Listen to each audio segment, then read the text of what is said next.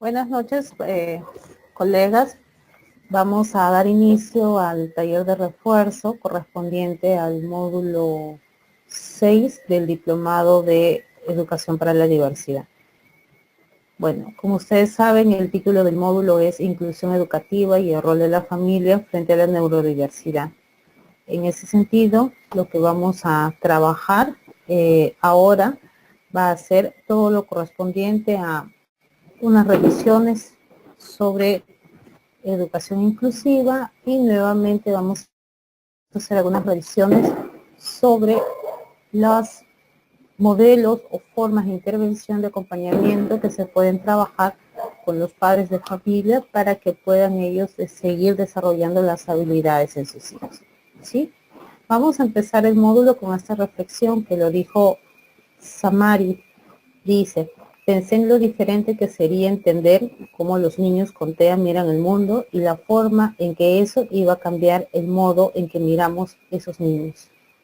¿Qué nos quiere decir esto? Nos quiere decir que muchas veces estamos pensando solamente en enfocarnos en una parte de rehabilitación, una parte de intervención, una parte de apoyo psicopedagógico, pero quizás no estamos yendo más allá, ¿no? Y ese más allá es entender y ponernos un poco en lugar de los chicos y ver y tratar de entender a la vez cómo es que ellos, cómo es el mundo de ellos, cómo es que ellos realmente conciben su mundo, y quizás esa podría ser la diferencia para que podamos tener una mayor cohesión con ellos y poder hacer así de que las formas o los medios de adaptaciones que hagamos, que es lo que nos corresponde a esta etapa, puedan tener objetivos mucho más claros, teniendo en cuenta no solo sus capacidades y debilidades, sino también el aspecto emocional que muchas veces es descuidado o muchas veces no es considerado. Bueno, vamos a ver lo siguiente.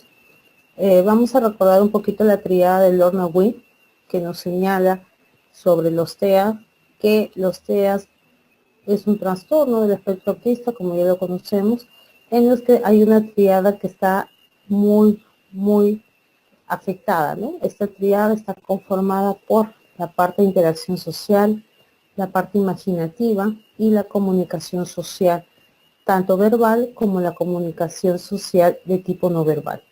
Estos tres aspectos son es el trío de dificultades o el trío de afectación en el que se va a dar como características dentro del trastorno del espectro autista.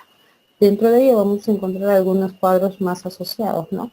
Como la rigidez. Esta rigidez tiene que ver o una relación directa con los cambios, esa rigidez cognitiva que muchas veces tienen los estudiantes.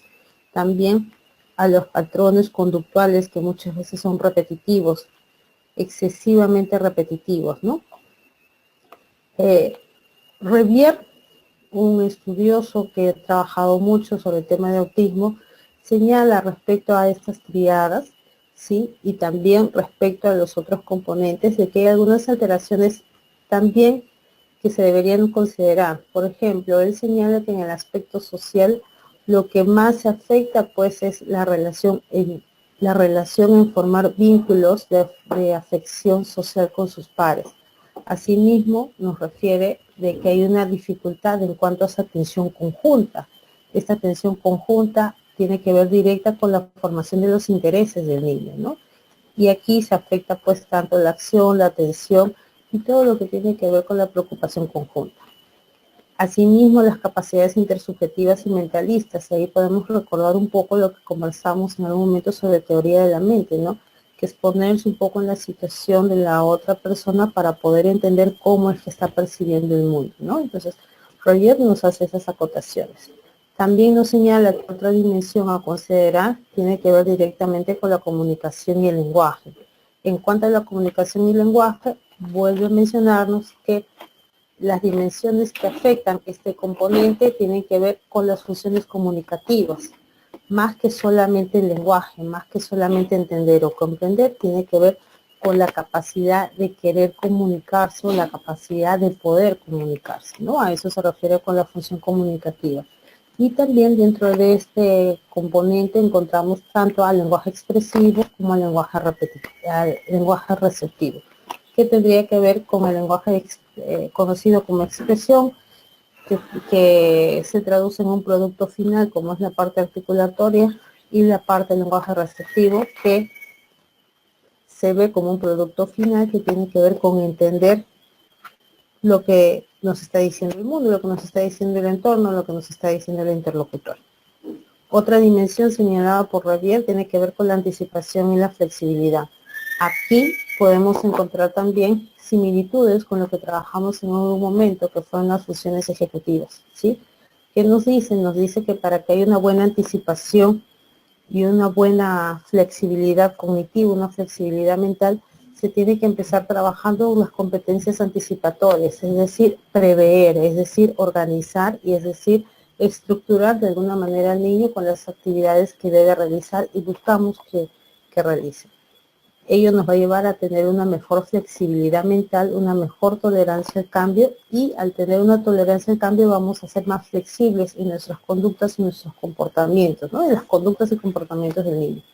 Asimismo, esta anticipación y flexibilidad nos conducirán a tener un sentido de la actividad propia. Y la última dimensión señalada por Rabier tiene que ver con la simbolización.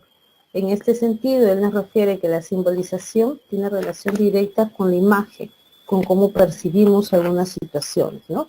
Y aquí tiene mucho que ver la imaginación.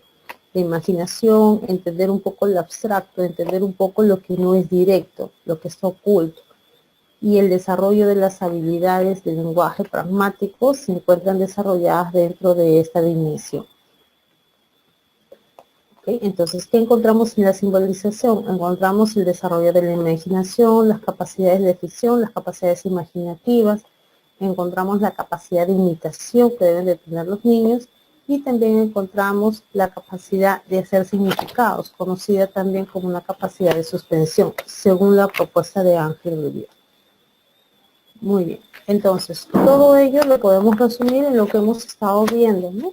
Que las características básicamente de los niños con trastorno del espectro autista las podemos ver en estos 6 cuadros, ¿no? Primero, la habilidad que tiene para poder organizar y planificar sus actividades, tanto cotidianas como actividades sociales, como actividades académicas. Las habilidades sociales propiamente, que tendría que ver con una relación directa, a formar vínculos, a formar relaciones sociales con sus pares. Trabajar o desarrollar una especie de juego estructurado que le permita también tener una mejor cohesión social con su entorno. Buscamos desarrollar las capacidades cognitivas. Hemos dicho que en caso de los niños con TEA encontramos chicos con TEA que tienen diferente grado de severidad. Dependiendo del grado de severidad también vamos a encontrar una afectación en la capacidad cognitiva, ¿no? Ahora, hablar de capacidad cognitiva con los chicos con TEA también es un poco complejo, porque no solamente deberíamos basarnos en el coeficiente intelectual global que puedo tener, ¿no? Sino en las demás capacidades cognitivas que puedan tener para desarrollar habilidades.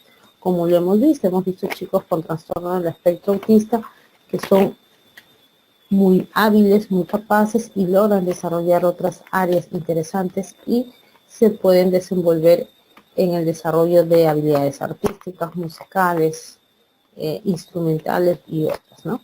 El área de comunicación es un área también que se trabaja y se tiene que desarrollar con los chicos con TEA, sean chicos verbales o sean chicos no verbales. Lo importante es que pueda desarrollar un medio comunicativo con ellos, ¿no? Ya sea a través de sistemas de comunicación alternativa, si es que fuesen chicos que no son verbales, o a través de un lenguaje estructurado, si es que fuesen chicos verbales, ¿sí? Y finalmente la parte de flexibilidad mental y autocontrol y autorregulación, que tienen relación directa pues con las funciones ejecutivas, ¿no? Ok. Cuando nosotros empezamos a entender un poco lo que es la inclusión educativa, tenemos que entender también algunas situaciones que se pueden dar dentro de ese proceso. Hablar de inclusión educativa es hablar o es entender de que el niño tiene que ser incluido, tiene que ser tratado, tiene que ser considerado como cualquier otro niño dentro del sistema educativo. Pero para yo poder incluir, para yo poder conocer o lograr tener los objetivos, llegar a los objetivos propuestos, lo primero que tengo que hacer es pasar por todo este tránsito. Primero, conocer totalmente al alumno, y en conocer al alumno va más allá de hacer un tipo de vínculo social, ¿no? Sino conocer realmente cuál es la realidad, conocer cuál es el perfil del alumno, conociendo sus habilidades, sus fortalezas y sus debilidades, ¿sí? Solamente conociendo al alumno tal cual, con un perfil detallado, meticuloso, que lo llamamos el PEI del alumno, podemos tener una respuesta eficiente en el logro de los objetivos que se puedan plantear para él, ¿sí? ¿Qué es lo que tengo que hacer? Mis objetivos y conocer a los niños tiene que partir con conocer las dificultades que puedan tener en la parte comunicacional o los logros que puedan tener en el mismo. Poder tener las condiciones para poder tratar esas conductas problemáticas que siempre se van a presentar, que son parte de la condición de ellos. Poder entender y atender las necesidades emocionales que pueda presentar. Considerar la sensibilidad sensorial. Recordemos que muchos de los chicos con TEA son chicos que son hipersensibles sensorialmente, es decir, perciben los estímulos sensoriales externos quizás de una manera muy diferente a la que una persona regular, una persona neurotípica la pueda entender. Tenemos que evaluar también los ambientes, que tienen que ser ambientes predecibles, ambientes estructurados. Tenemos que tener bastante apoyo de material gráfico, bastante apoyo en material visual. El uso de las TICs como medio de soporte constante. Entender que el aprendizaje no se va a dar si es que no hay errores. Tratar de buscar la generalización de los aprendizajes que vaya teniendo el niño, organizar y estructurar las actividades que pueda hacer en el colegio y también direccionar las actividades que tenga que hacer en el hogar. Y colaborar de una manera sistemática con los profesionales que van a trabajar también con el niño. Y aquí lo que se busca específicamente es pues tener una comunicación y un plan de acción directo tanto con los educadores, los terapeutas, como con la familia. ¿De acuerdo? Entonces, conocer al alumno y llegar a un objetivo con una respuesta eficiente parte de todo ello. A la vez, conociendo absolutamente todas las condiciones del niño, esto nos conduce a ¿qué? A desarrollar estrategias adaptadas hacia el niño, a las necesidades del niño. ¿Y cómo lo hago? Estructurando, positivizando y empatizando. ¿Qué estructuro? Estructuro tiempos, estructuro tareas, estructuro comunicación. ¿Qué positivizo? Tengo que ver expectativas reales del niño, no plantear situaciones u objetivos quizás muy grandes que no se ajusten a la realidad del niño. Si yo voy a positivizar, tengo que positivizar pensando en cuáles son las fortalezas del niño y que estas mismas me puedan permitir de seguir desarrollando la autoestima del menor. Al momento de empatizar nos estamos refiriendo a los vínculos que pueda presentar el niño, los vínculos que tenga que presentar y que también tenga que formar el niño, ¿no? Entonces, ¿cuáles son esos vínculos? Vínculos con los compañeros, pero voy a empezar a tener vínculos con los compañeros si interiorizo de manera adecuada las reglas sociales y si tengo un estilo comunicativo que me permita llegar a ello.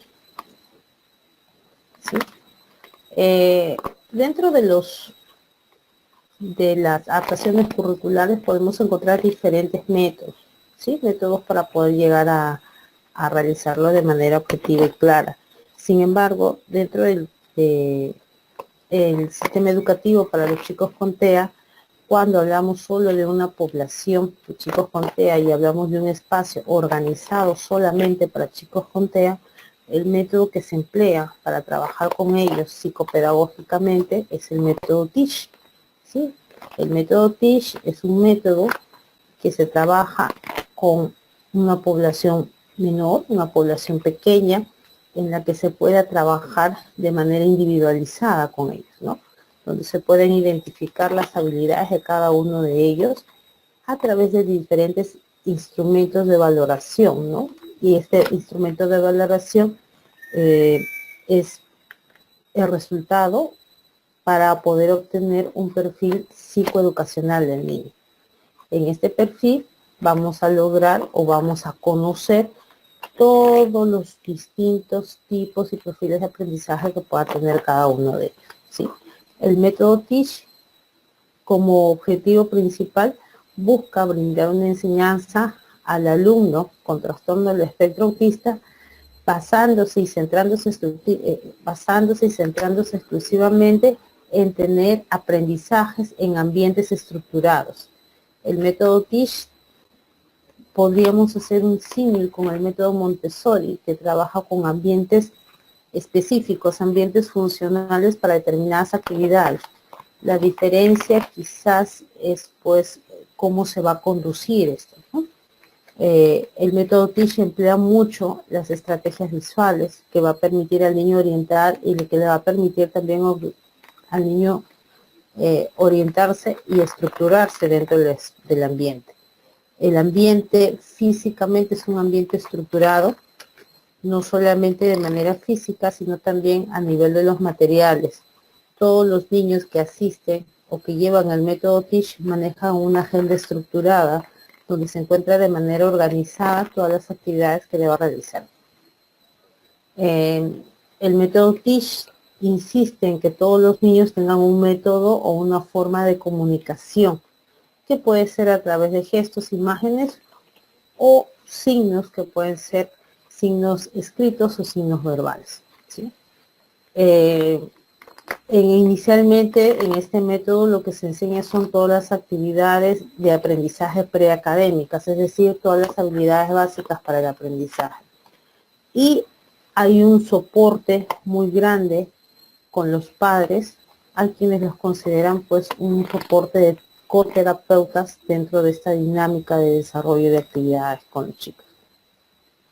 Sí. Más o menos los niveles de estructuración de enseñanza que se manejan en el método Teach son estos, ¿no? Vamos desde la base hasta la cumbre. En la base encontramos pues que tengo que tener estructurado ambientes físicos. En el método se conocen como zonas, unas zonas donde están bien estipuladas qué se va a hacer en determinado espacio. Luego el apoyo visual, ¿sí? El apoyo visual parte de tener un horario individual donde se indica qué se hace y cuándo se hace. El sistema de trabajo estructurado, donde se indica qué es lo que debe hacer. Y aquí tenemos el soporte de las agendas de trabajo de los chicos. Luego tenemos las rutinas y estrategias de trabajo, ¿no?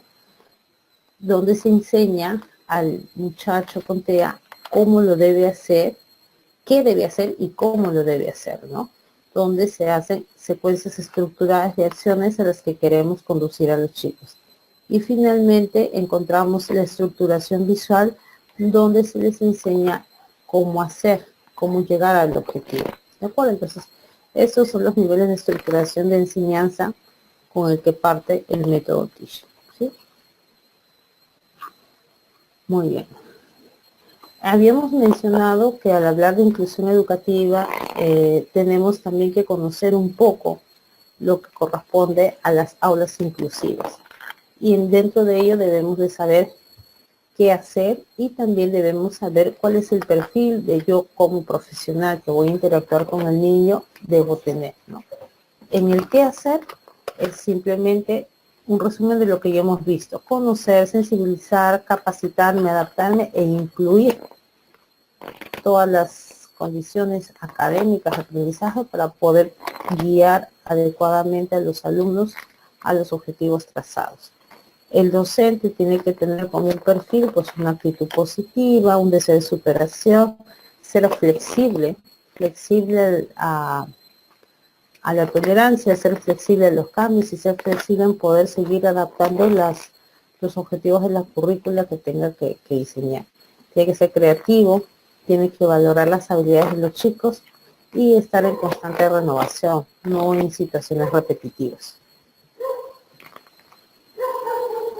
Una aula inclusiva también parte por tener la necesidad de desarrollar evaluaciones psicopedagógicas apropiadas, ¿sí? Las evaluaciones psicopedagógicas apropiadas lo que nos va a ayudar es primero a recoger la información más relevante sobre los temas que he enseñado o los temas como indicadores que puedo tener para, para poder corroborar si el alumno logró o no los objetivos. ¿Sí? Entonces tengo que recoger y analizar esa información. ¿Cómo la recojo? Pues a través de evaluaciones, a través del diseño de evaluaciones que tienen que ser adaptadas para el niño. Estas evaluaciones tienen que ser de tipo visual, de tipo gráfico, no tantas letras, sino esquemas, gráficos, dibujos que me puedan conducir a las respuestas que estamos buscando, ¿sí? La evaluación psicopedagógica también tiene que poder identificar las necesidades educativas para determinar qué tipo de apoyo puede necesitar el alumno. Y finalmente, esta evaluación psicopedagógica me va a permitir seguir orientando ese proceso educativo en conjunto, que es lo que necesita el niño para poder salir airoso del grado académico del grupo que se encuentre cursando. ¿Sí? Algo importante a recordar también es lo respecto a las adaptaciones curriculares. Respecto a las adaptaciones curriculares, habíamos mencionado lo siguiente, que encontramos dentro de las adaptaciones curriculares dos caminos, el acceso al currículo y las adaptaciones curriculares propiamente.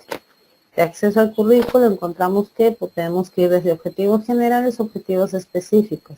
Y dentro de las adaptaciones curriculares propiamente dichas a la población con la que estemos trabajando, debo considerar siempre cuáles son las capacidades del niño, los materiales con el que voy a trabajar, la forma en la que voy a trabajar, el proceso que voy a tener para poder evaluar y el tiempo en el que voy a ejecutar cada uno de los objetivos, ¿no? Entonces, toda adaptación curricular tiene que tener esos principios.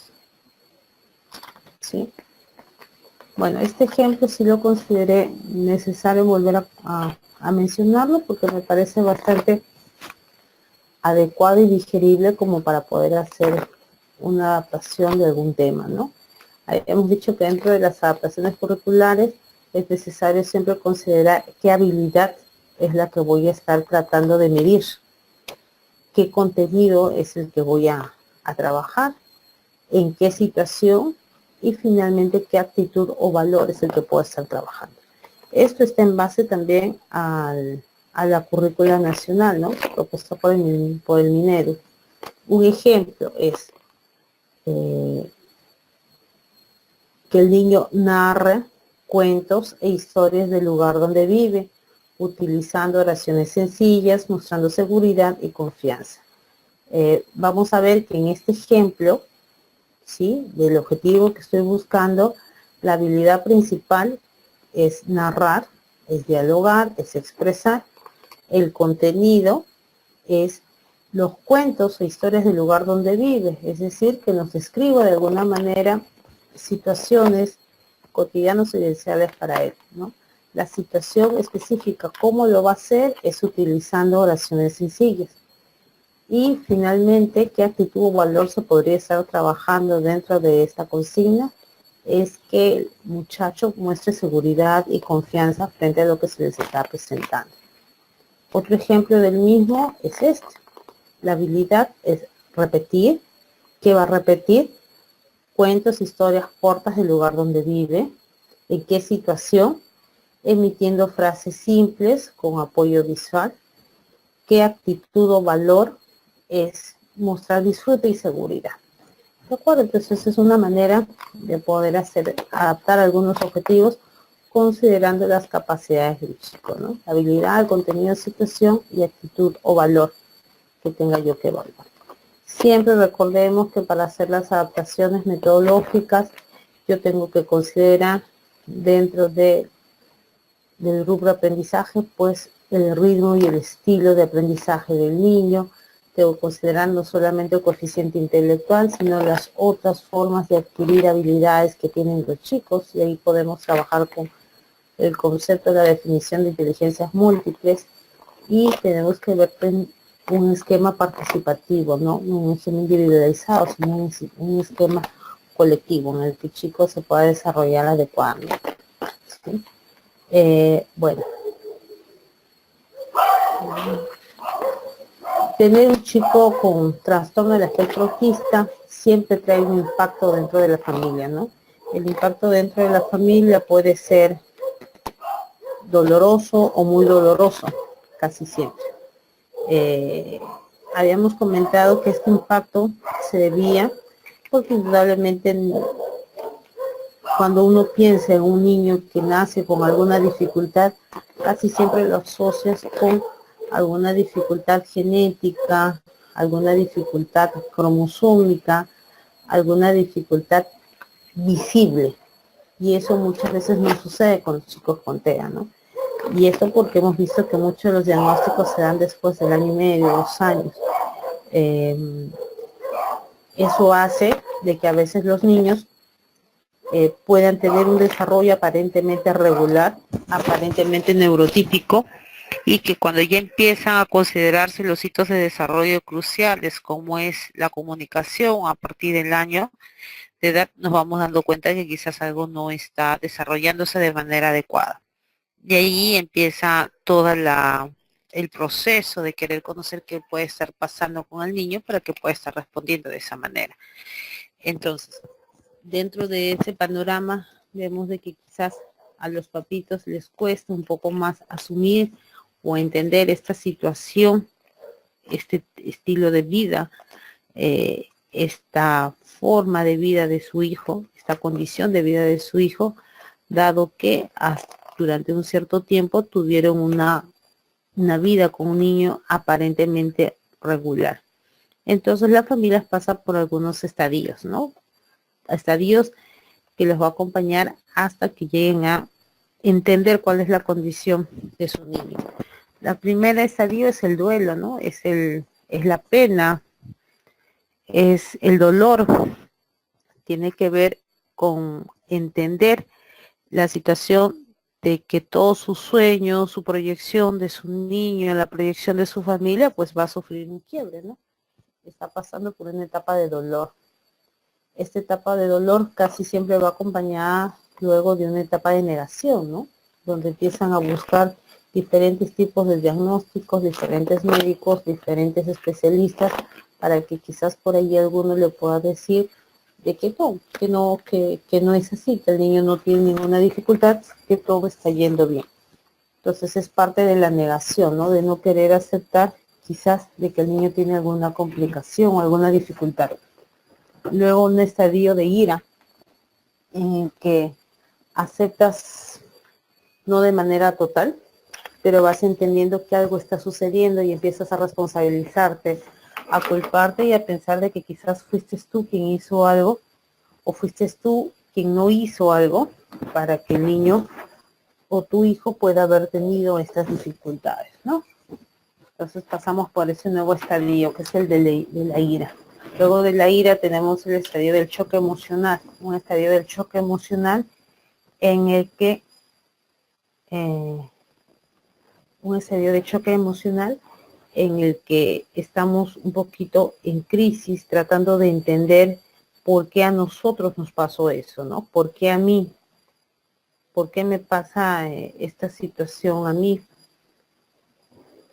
Es una etapa también de conflictos emocionales en que tratan de seguir entendiendo por qué el niño nació con un estilo de vida o una condición de vida diferente.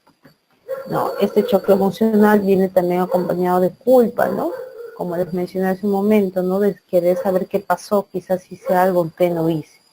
Y hasta que finalmente podemos llegar a la etapa de reconocimiento, ¿no? De entender, pues, de que es cierto, mi hijo nació con una condición distinta y lo único que me queda en este momento es asumir un rol protagónico para el desarrollo adecuado. Todos estos estadios pueden tomar tiempo. Algunas familias con las que he conversado mencionan pues que les tomó 3 meses, otros 4, otros 5, y otros pues que hasta la fecha pasaron 2 años y todavía no reconocen de que su niño o su hijo tiene una dificultad. Entonces depende mucho también de todo este proceso que nos conduzca a una etapa de aceptación para poder guiar, ayudar e intervenir adecuadamente al niño, ¿no? Los programas de intervención son diversos y hemos visto que hay muchos programas de intervención que se centran casi siempre en los niños. Lo que buscamos es un poco la propuesta de Revier, ¿no? Tratar a los padres como coterapeutas para el desarrollo integral de los niños.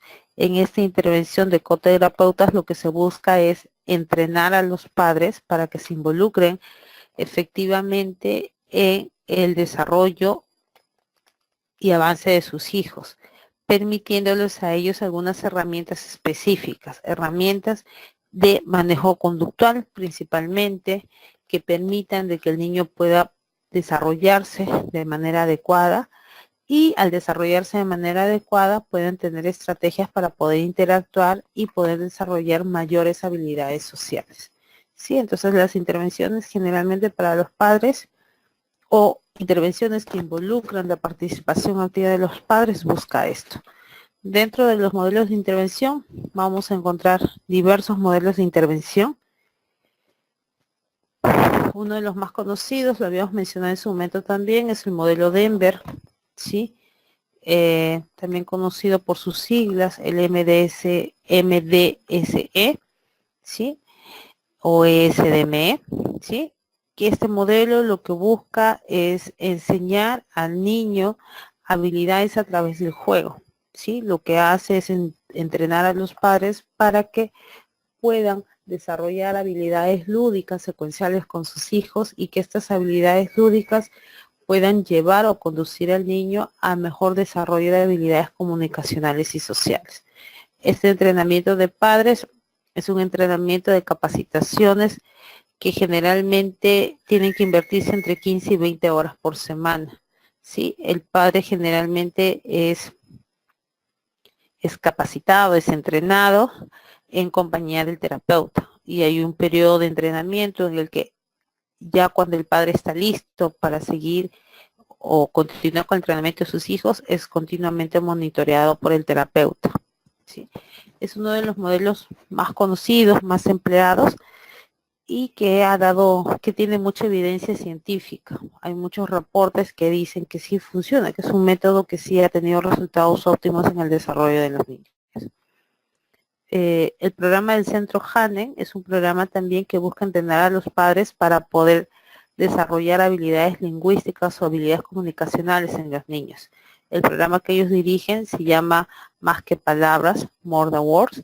Sí, fue propuesto por Fer Sassman y, como les mencioné, lo que proponen es que a través de diversas estrategias el niño, la persona con TEA, pueda hablar naturalmente, ¿sí? Aquí se trabaja con sesiones grupales, se hacen sesiones de acompañamiento grupal para los padres, donde se trabaja también, se les da también un soporte emocional para que puedan seguir conduciendo a sus hijos de manera adecuada dentro del programa de entrenamiento y a la vez se enseña a los padres, se les brinda estrategias para que puedan ejecutar actividades específicas para sus chicos. También es un programa monitorizado por los terapeutas y por los terapeutas que van a acompañar en todo este proceso tanto a padres como a hijos. Otro programa es el TEM, que es Transformando los Momentos de Cada Día. Es un programa que también se hace a través de actividades lúdicas. Lo que busca es generar nuevas formas de aprender o que el niño pueda adquirir nuevos aprendizajes a través de experiencias cotidianas del día a día, ¿sí? Este modelo es un modelo que busca poder llegar a los objetivos con elementos muy sencillos, con elementos cotidianos. muchos de estos principios son similares a la rehabilitación basada en RBC, rehabilitación basada en la comunidad. Este esquema de rehabilitación basada en la comunidad es justamente permitir o formar coterapeutas que puedan ayudar al niño terapéuticamente con elementos que tenga en su entorno de desarrollo, ¿no? El TEMBA más o menos tiene las mismas características. Busca que el padre de familia pueda desarrollar estas destrezas, habilidades con elementos cotidianos de casa. La duración de entrenamiento son de 12 horas a la semana. El otro programa también conocido es el entrenamiento de habilidades parentales, ¿sí? El PST. Aquí lo que se busca es de que los padres puedan tener un mayor vínculo afectivo con los hijos, que puedan desarrollar vínculos parentales adecuados con los chicos. Estos vínculos son monitorizados y dirigidos por un especialista. El especialista monitorea constantemente a los padres y ven cómo es que va ejerciendo o cómo es que se va manifestando o cómo es que se va dando un mayor soporte a nivel de estos vínculos. Adicionalmente a ello, en este programa también los padres cuentan con un soporte emocional, talleres de acompañamiento grupales para ello. Muy bien. Ahora, dentro de los programas de entrenamiento con los padres, que es importante conocerlos, más allá de tener un programa de entrenamiento específico y ponerlo en la práctica, a nosotros como docentes nos interesa tener a los padres como aliados dentro del desarrollo de las actividades de nuestros hijos. Muchas veces tenerlos como aliados es un poco complejo, ¿no? Porque varios de ellos no han pasado o no llegan todavía a la etapa de aceptación de la condición de su hijo, y eso hace quizás mucho más complejo el trabajo que podamos realizar. Dentro de ese esquema también es importante tratar de entender cómo es el quiebre emocional en ellos y cómo es este proceso de aceptación en ellos. Entendamos de que ellos pasan deberíamos ayudarlos a que pasen por un estadio de estarse preguntando el por qué a mí, por qué me tocó a mí, y quizás pasar a un mejor estadio en el que pudiera ser para qué me tocó a mí, ¿no? O sea, para qué tengo esta lección de vida,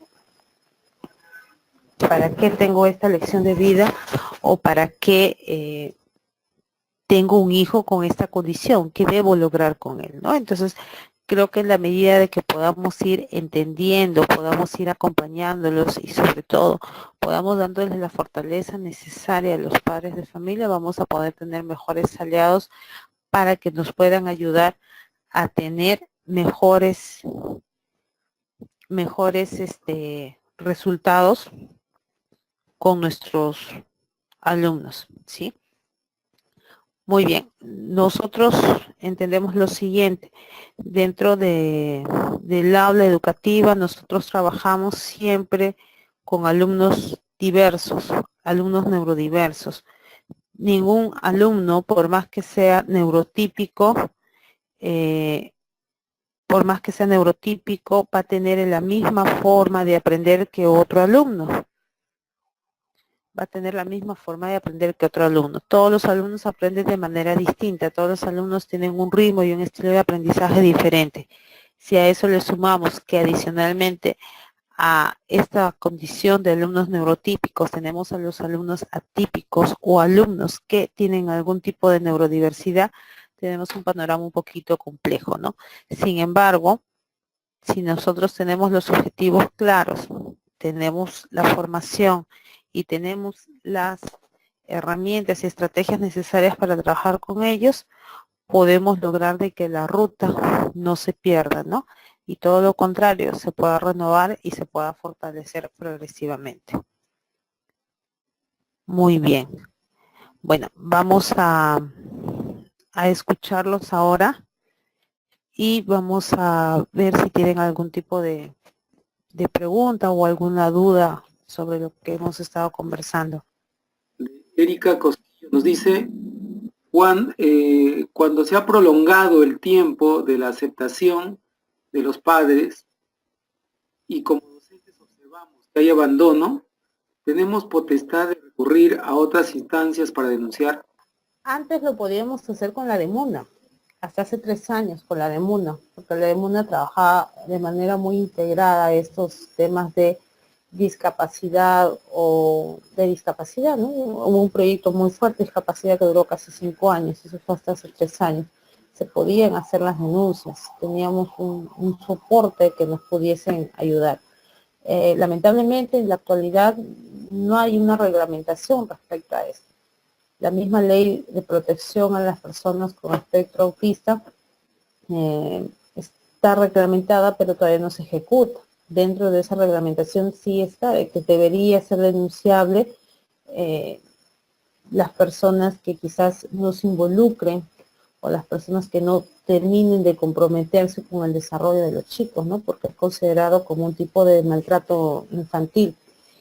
Sin embargo, no tenemos en este momento todavía los mecanismos o los espacios donde poder hacer denunciables.